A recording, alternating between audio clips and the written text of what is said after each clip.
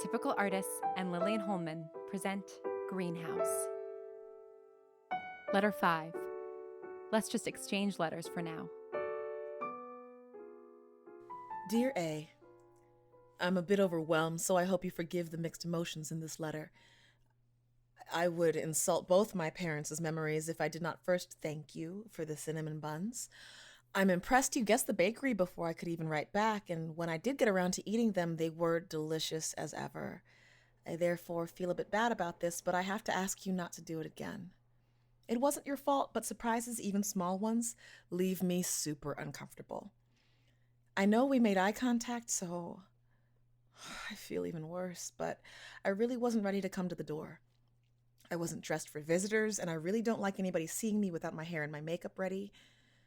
I know that makes me sound spoiled again, but the rolled out of bed look for me just looks less sun-kissed by the morning and more like trapped in my parents' basement for 5 years playing video games, and that's not exactly the impression that I want to leave you with. Also, I don't know how you leave your house when you aren't expecting visitors, but there are a lot of chores that I put off doing until absolutely necessary when it's just me here.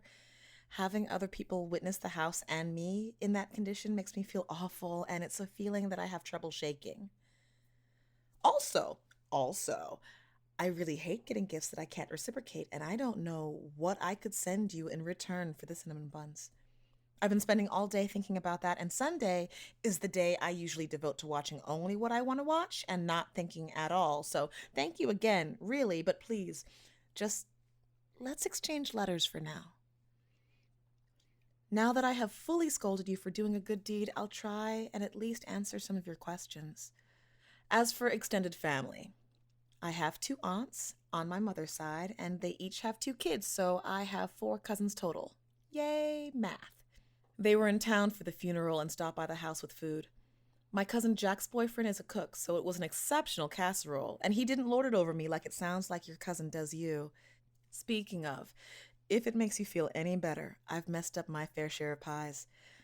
I went through a big Food Network phase as a teen, and while I'm not half bad now, I did set off the smoke alarm enough times that my mom banned me from the kitchen whenever she had a migraine. I'm sorry all those people bailed on your yoga class. And you know, that Betty bailed on what sounds like your whole life. I get the impression that you pay enough attention to your students, though, that it really is their loss. I'd just love someone to be able to watch me and know exactly how I breathe and how that is affecting my muscles. I tend to ignore my body until I realize that I've been sitting in one spot on the couch for a week. And then I just jump straight up into the pool and do laps until I'm too sore to move. I have a feeling that's not the healthiest way of going about exercise, but it's very easy to lose track of time with the work that I do. As for Annie, it sounds like she may be ridiculously sexy. I can say it, I'm not her yoga teacher, but it also sounds like she has horrible taste in men, so she might not be the role model you think she is. I tend to avoid having role models anyway because all of mine tend to disappoint eventually. You're talking to someone whose favorite movie for an entire 2 years was Rosemary's Baby. On the note of who is sexy and who is not, have you really never been in a relationship before? I mean, beyond the feckless, fearful Frank.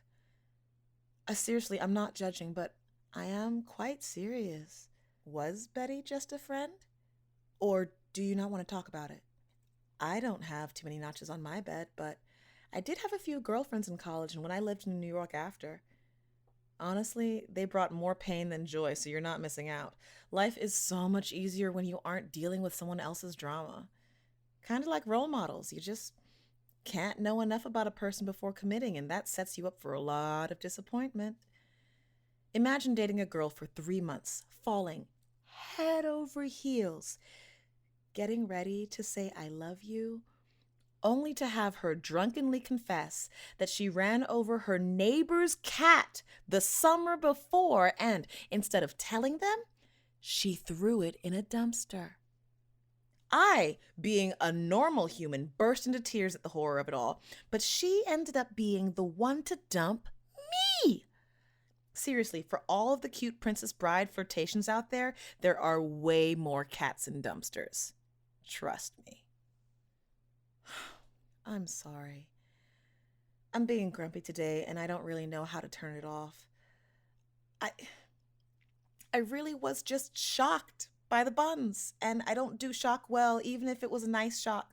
My brother organized a 20th birthday party for me the summer before my junior year, and the surprise literally caused a panic attack.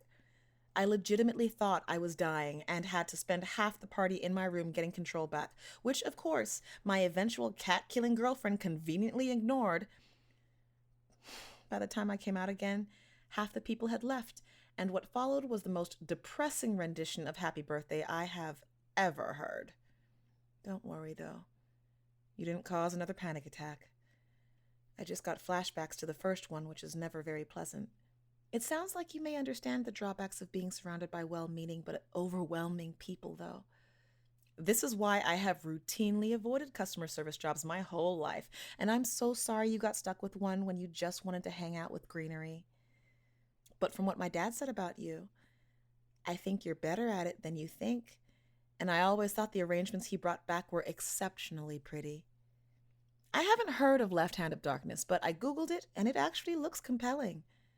Who knows, maybe I'll break my 7-year literary hiatus, but you have to promise me it's worth it. Also, if anything, I think your penchant for heiresses with secrets makes you cooler.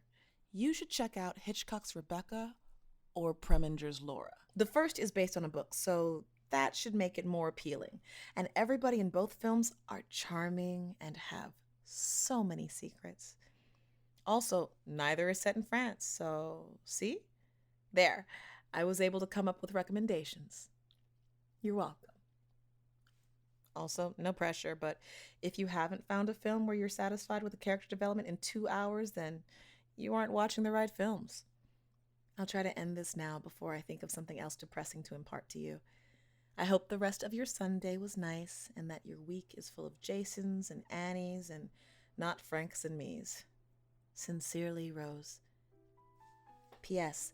If Mrs. Garland is still upset about peonies, then that's her problem, not yours. Do you have any other soap opera-worthy customer stories? I hear jilted lover and I can't help myself. Greenhouse is a production of Atypical Artists. It was written, directed, and edited by Lillian Holman. Alex Marshall Brown is the voice of Rose Green. The show art was designed by Emily Chen. Greenhouse is produced by Lauren Shippen, Brigham Snow, and Lillian Holman.